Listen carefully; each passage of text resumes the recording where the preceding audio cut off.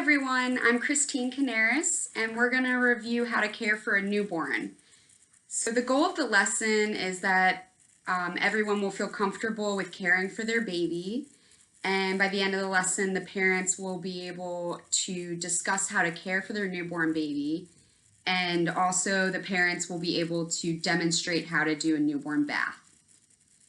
So I'm going to show you how to do the newborn bath, but first I want to make a list of all the things that you need to successfully complete the bath, because you'll want to gather all your supplies before beginning.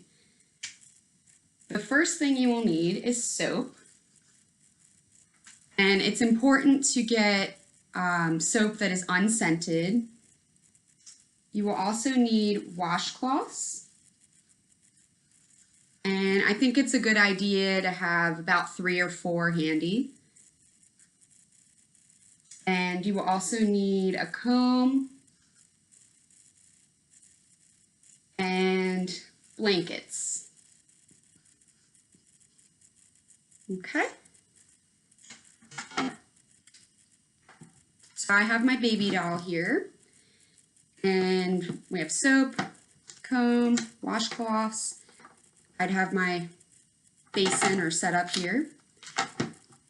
And when you clean the face, you don't want to use any soap on the washcloth. And you'll go from the inner canthus of the eye to the outward part.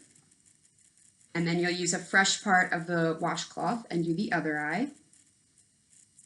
And then you can wipe the rest of the eye off, the face off with water. Then you can put soap on your washcloth and you can go from head to toe. On the baby's privates, you always want to do those last because you want to do the cleanest areas and then the dirtiest last. And with baby girls, you want to make sure you wipe from front to back. Okay.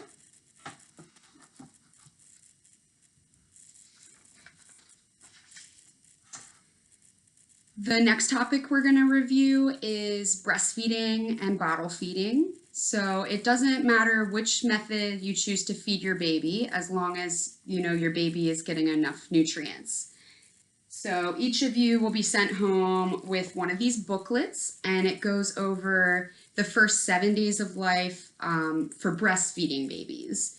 So in this booklet, we have that the first day of life, you want at least 6 to 8 feedings. So that's about every 3 hours you want to feed the baby. And then for the first day, we only expect 1 pee, 1 poop. The baby will probably exceed that, but we want to make sure that the baby is at least having 1 of each the first day. The second day, we want 1 pee, or we want 2 pees, 2 poops, and it gradually increases. So at home, once you have your baby, you want to keep track of all the feedings, pees, and poops to make sure that the baby is getting enough nutrients and having enough elimination. With bottle feeding, it is not as frequent that the baby needs to feed. So breastfeeding is about every 2 to 3 hours. Bottle feeding is about every 3 to 4 hours. The next topic we're going to discuss is choking. So I have here what's called a bulb syringe, and this is really good to use on the mouth if the baby has a lot of saliva in the mouth and isn't spitting it up or swallowing it. What you'll want to do is you'll squeeze the bulb, you'll go into the side of the gum and release, and when you release, it'll slurp everything out of the baby's mouth. And then you'll squeeze the bulb out on washcloth or whatever you have, and then squeeze again, go into the other side of the gum, release, and you can also use it on the nose. So if the baby has any boogers, you just need to squeeze it, go up the nostril just a little bit, release, and it'll suck that out as well.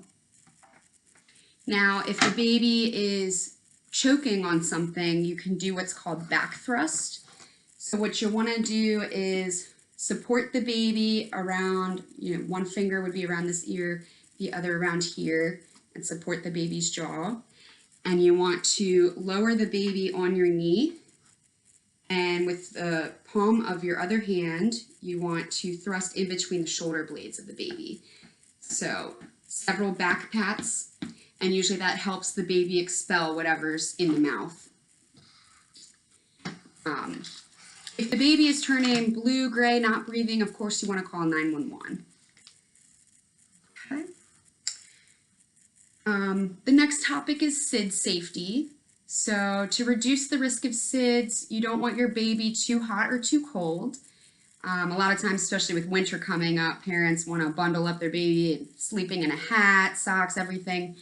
But really, the rule of thumb is your baby will be comfortable in the layers of clothing you're comfortable in with one extra layer. So that could be a blanket, a sleep sack, whatever you have. But you just want to make sure that in the crib, the baby doesn't have any loose blankets, stuffed animals, anything that he or she could choke on.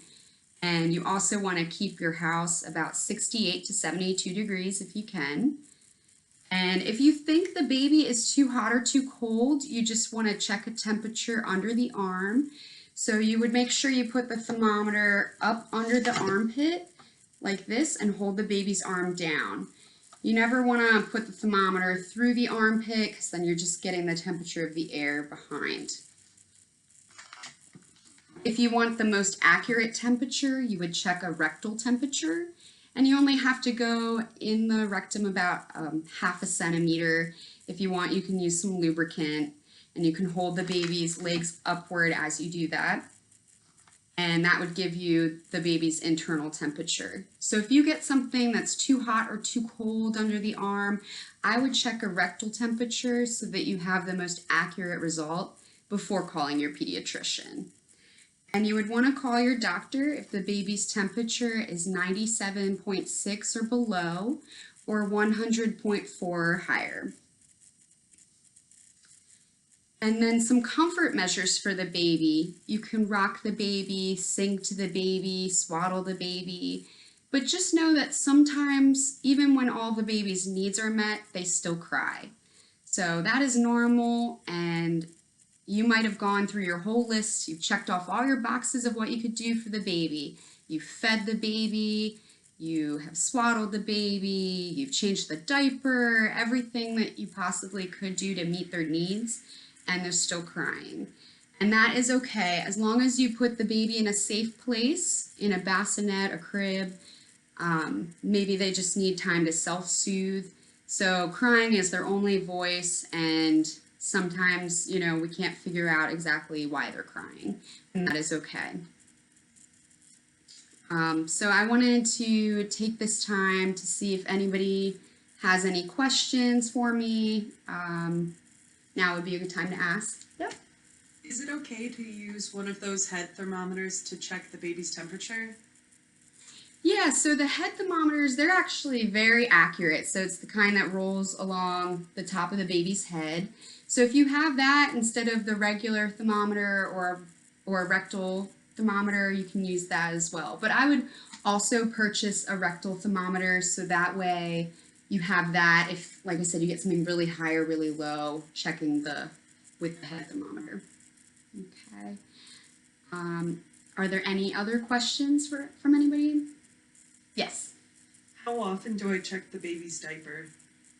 So with diaper changes, I always say never wake a sleeping baby. The first few days, their diapers really won't smell. So you'll be surprised that the poop doesn't smell until it transitions to the brown stool.